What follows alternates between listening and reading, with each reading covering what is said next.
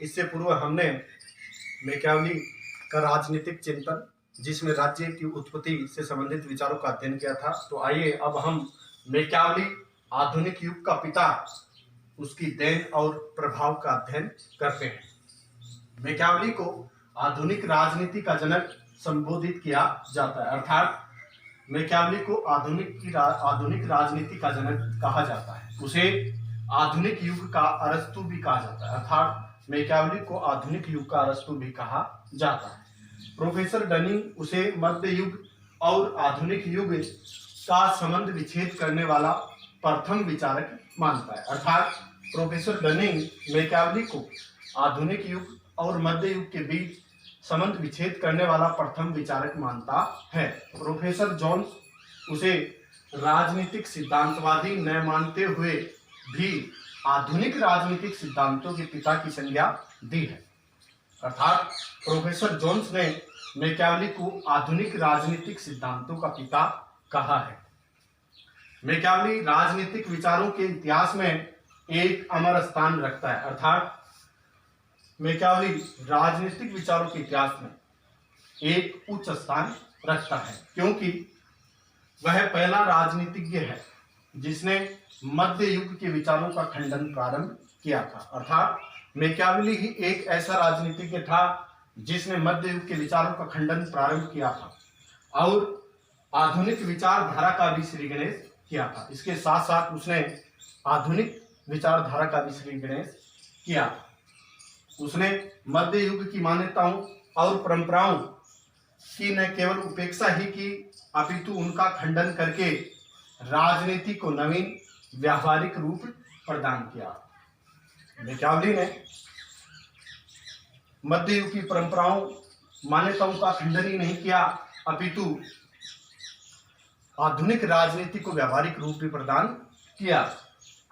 Machiavelli प्रथम व्यक्ति था जिसने व्यावहारिक राजनीति पर ऐसे विचार प्रकट किए जिनका पालन आज लगभग सभी राजनीतिज्ञों द्वारा किया जा रहा है, अर्थात मैकियावेली ने व्यावहारिक राजनीति पर ऐसे विचार प्रकट किए थे कि जिनकी पालना आज लगभग सभी राजनेताओं के द्वारा किया जा रहा है।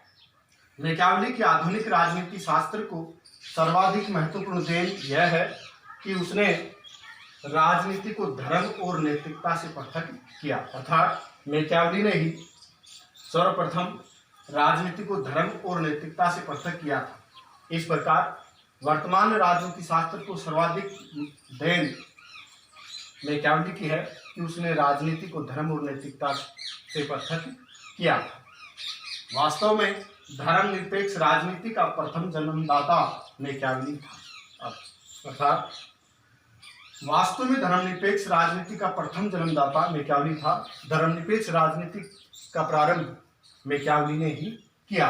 मैकियावेली ने राज्य की सुरक्षा को सर्वोपरि स्थान देते हुए नैतिकता को एकदम गौण एवं उपेक्षणीय बना दिया, अर्थात नैतिकता और धार्मिकता से ऊपर राज्य की सुरक्षा को ज्यादा महत्व मैकियावेली ने दिया है।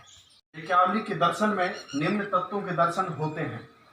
पहले मैकियावेली ने ऐतिहासिक अध्ययन पद्धति का सहारा लेकर राजनीतिक प्रश्नों और समस्याओं पर विचार किया और अपने निष्कर्ष निकाले, अर्थात मैकियावेली ने ऐतिहासिक अध्ययन पद्धति का सहारा लेकर राजनीतिक विभिन्न घटनाओं परिस्थितियों का अध्ययन किया और अनेक समस्याओं पर विचार कर अपने ग्रंथों में उन समस्याओं के निदान के उपाय भी सुझाए हैं। 2 नंबर है, मैकियावेली ने राजनीतिक चिंतन को वैज्ञानिक और यथार्थवादी स्वरूप प्रदान किया।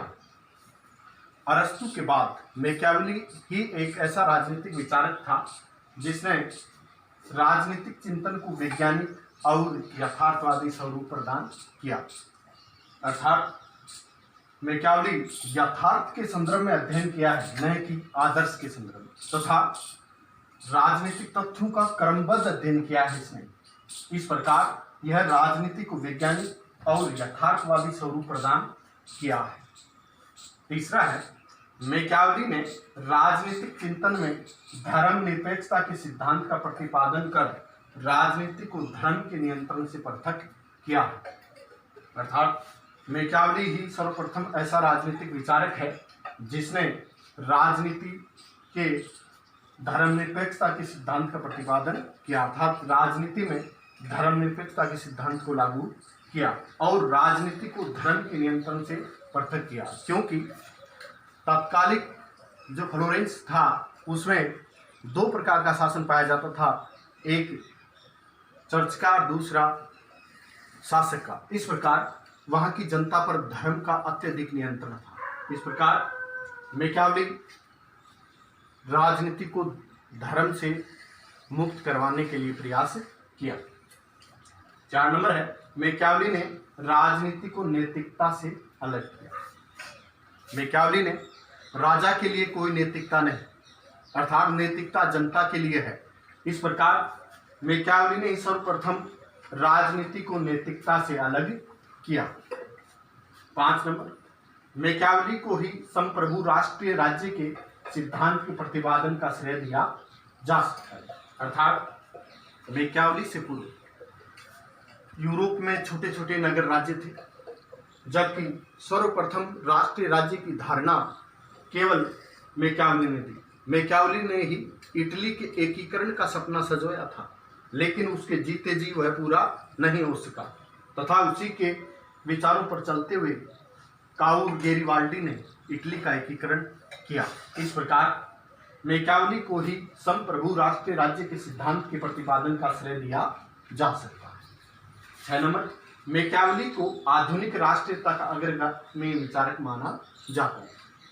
मैकियावली ही आधुनिक राष्ट्रीयता अर्थात आज के जितने बड़े बड़े राष्ट्र हैं उनका अग्रगामी विचारक माना जाता है कि सर्वप्रथम मैकियावली ने ही राष्ट्रीय एकीकरण की बात कही, क्योंकि जिस प्रकार भारत में चाणक्य ने संपूर्ण भारत के एकीकरण की बात की थी, इसी प्रकार सर्वप्रथम इटली में एकीकरण की बात मैकियावली ने की थी।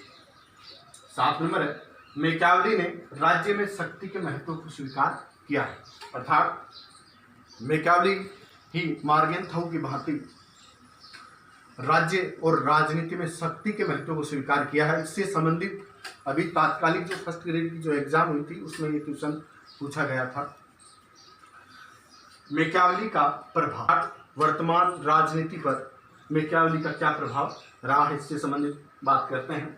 वर्तमान राज्यों की राजनीति के संचालन में मैकियावली के राजनीतिक विचार कारगर है। अर्थात मैकियावली ने जो भी अपने विचार राजनीतिक विचार दिए या सिद्धांत दिए वो आज की वर्तमान राजनीति में कारगर साबित हो रहे हैं तथा उन्हीं सिद्धांतों के अनुसार शासन संचालन किया जा रहा है। सभी राजनीति के मैकियावली की धारणा से प्रभावित होकर कार्य करते हैं। आज भी वर्तमान राजनीति में भी कुशल राजनीति के दुनिया के हैं वे मैकियावली के सिद्धांतों पर चल रहे हैं।